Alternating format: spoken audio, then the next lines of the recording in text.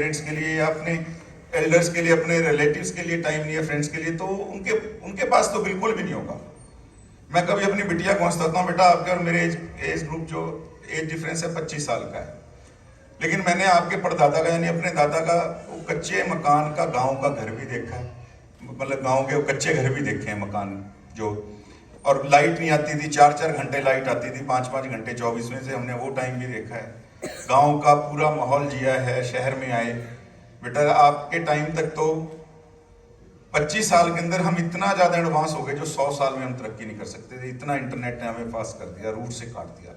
और आने वाले टाइम में जब ये बच्चे बड़े होंगे, इनके लिए तो एक स्कूल वालों को एक टूर रखना पड़ा करेगा कि भाई हम इनको गांव का टूर करवा के लाते हैं, गांव की लाइफ कैसी होती है, क्योंकि वो प्रैक्टिकल तो महसूस नहीं कर पाएंगे। तो मैं तो आपसे आज बिल्कुल मन की बात करते ही कहूंगा, अपने बच्चों को संस्कार दें, उनको थोड़ा थोड़ा रामायण महाभारत, हमारे आदर्श क्या हैं, हमारे संस्कार संस्कृति, उनसे भी जोड़ें। ठीक है, उसने इंटरनेशनल तरीके से कहीं जाना होगा, हम कहेंगे रामायण उसको क्या पढ़ाएगी, उसने पढ़ना लंदन जाके है, उसने पढ़ना कैलिफोर्निया है, यूएस में जाके, रामायण क्या करेगी? रामायण उसको संस्कारों से बांध के रखेगी, रामायण उसको आपसे जोड़ के रखेगी, रामायण उसको आप इस देश से बांध के जोड़ के रखेगी। और एग्जाम फोबिया भी बच्चों को होगा, पेरेंट्स को भी उससे ज्यादा होता है। जिस तरह मैं कह रहा हूँ कि एग्जाम तो बिटिया के चल रहे हैं, लेकिन उसका अच्छा एग्जाम हो जाता है तो हमें भी लगता है जैसे हमने बहुत कुछ अचीव कर लिया, और उसका थोड़ा सा मुंह ढीला सा देख लेता है तो अपने को भी लगता है कि यार चल कोई बात नहीं, अगली बार अच्छी तैयारी इसकी करवाएंगे। करनी तो तैयारी बच्चे ने। देखिए, एग्जाम फोबिया तो जो मुझे लगता है, जो आज से 5000 साल पहले अगर किसी को हुआ तो अर्जुन को हुआ।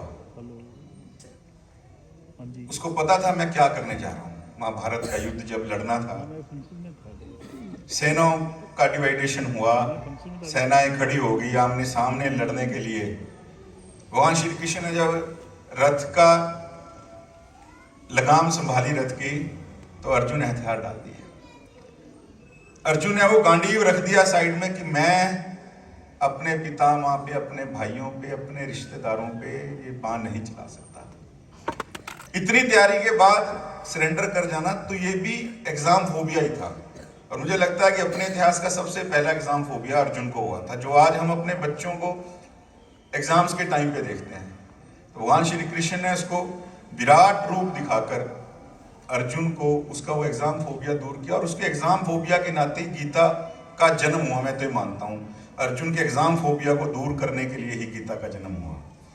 तो जब वो एग्जाम फोबिया का सबसे बड़ा मंत्र भगवान का दिया हुआ है, और अर्जुन का इस, मैं कहता हूं इस दुनिया का सबसे बड़ा युद्ध जो लड़ा गया इतिहास का आज तक, वो महाभारत है। अगर वो अर्जुन के एग्जाम फोबिया को दूर कर सकता है, तो हम भी कोई एक आधा ऐसा श्लोक उसको याद करके या उसकी व्याख्या बच्चों को जरूर बताएं कि प्रैक्टिकल लाइफ के अंदर अगर हमने आगे बढ़ना है तो हमें भी अपने एग्जाम फोबिया को साइड में रख के आगे बढ़ना होगा। मैं पुनः, मेरे पास शब्द नहीं है इन प्यारे बच्चों की प्यारी प्रस्तुतियों के लिए। मन से एक बहुत अच्छी वाइब्स आ रही हैं। सुनील जी को, उनकी पूरी टीम को मैं बहुत बहुत बधाई देता हूं कि आपने शानदार प्रस्तुतियां,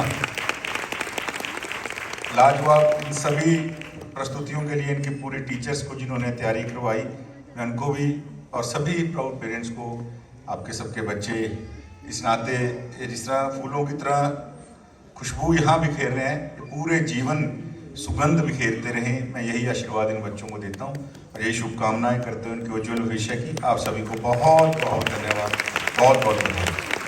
Thank you so for your valuable words. Please parents give a big round of applause for him. बहुत ही प्यारी और अच्छी बातें हमें सिखा रहे हैं, क्योंकि हम आप सच में ये बातों से दूर रहे हैं।